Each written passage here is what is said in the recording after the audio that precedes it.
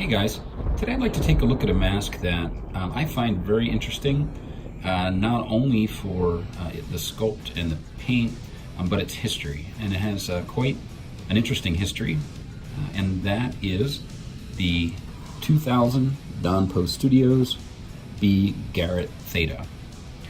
And now this mask design is one that was originally released in 1977. It was in the 1977 catalog, and it was sculpted by Bob Short, and it was seen, as you can see in this photo, in the 1977 catalog, and it was also offered in 77 and 78 and 79. So all 3 years it was in the catalog. Here we'll go through the 78 and 79 catalog photos.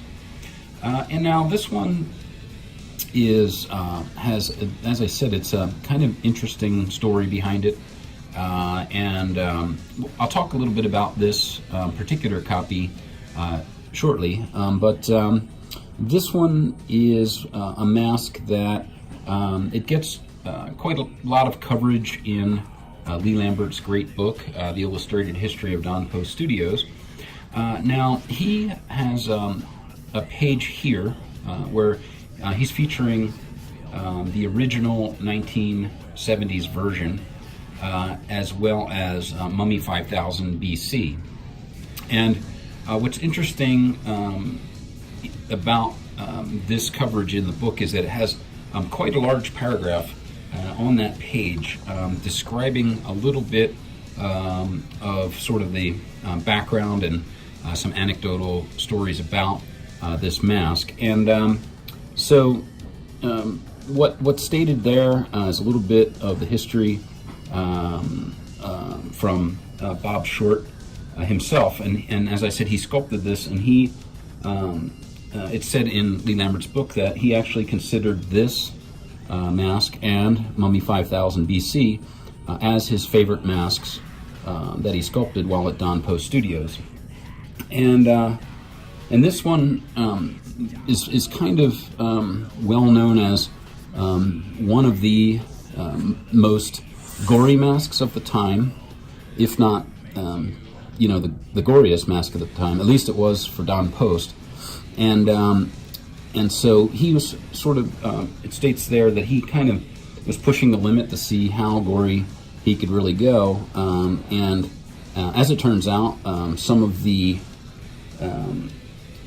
buyers were kind of a little bit hesitant with the original paint job that this had, as it was very bloody and gory. Now, again, here's a photo of the original version, and you can see that this version pictured is a toned down paint job. And so, as it states, he said the buyers found it too disgusting, so they kind of toned the blood down to kind of look like dirt, rather than being gory as it would look with a bright paint job like this version has. And another interesting bit of history on this mask is its name.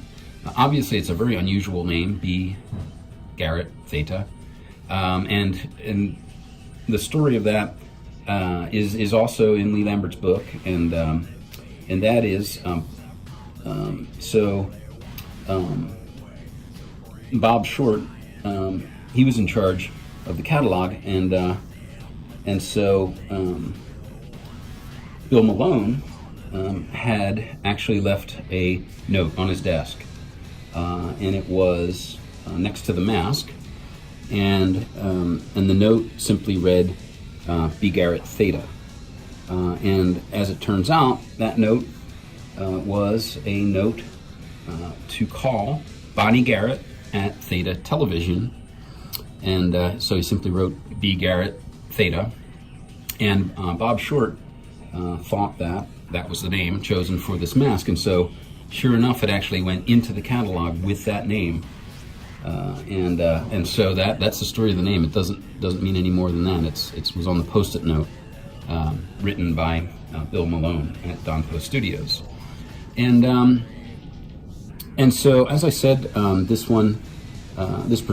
particular mask has quite an interesting story. But this one, this version was reissued in the year 2000, and as you can see, it has this tag on it, which is basically the artwork from the 2000 catalog.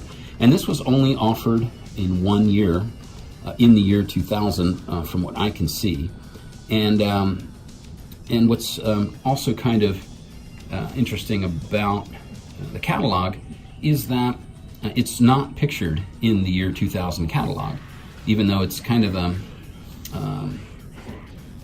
major mask as far as the history of Don Post Studios, and the reissue would be kind of a big deal.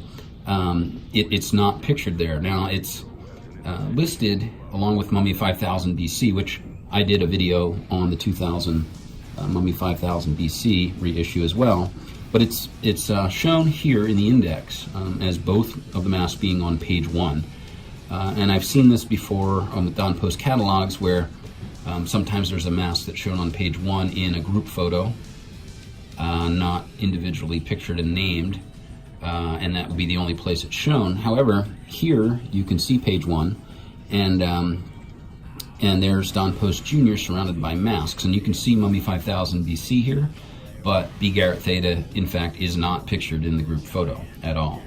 There's some other masks sort of peeking out from behind, but they are not this mask. So it's actually not shown in the catalog in the 1 year that it was reissued. And so this particular copy is in perfect condition, I would say. Unfortunately, it suffers a little bit of the thinness that the masks made in China do suffer, as well as, if you might be able to see, there's a black paint drip here on the back. There's some quality issues that I think everyone's aware of with the masks that were made for Don Post in China. But this particular copy is kind of neat, because I acquired this mask from Dr. Lady. So this mask, he actually did a video also on this very copy. Here you can see a screenshot from his video holding this copy of this mask. So he was nice enough to allow me to acquire this from him, and I thought I'd go ahead and do a video of my own on this and give a little bit further information on it and its history. And in addition to that, there's a really cool thread on the Halloween Mask Association forum by Maskahuna, and he tells a little bit more about the history of this that isn't sort of stated in Lee's book. But one photo that he has is pretty cool, and that is this photo. And this photo is of Rob Tharp with the 1999 prototype version of this. And you can see in 99, the year before this was in the catalog, this is the bright paint job that you see on this copy that's in this photo as well. And so this paint job, it's not bad. It's not a bad paint job. It's you know, it's definitely brighter and shows a little bit more of the goriness that was toned down in the original 70s version. But it displays well, and it has a neat history to it, I think. And I thought you might enjoy hearing a little bit more about that history of the naming of this mask. And I hope you enjoyed this video. As always, thanks for watching, guys. We'll see you next time.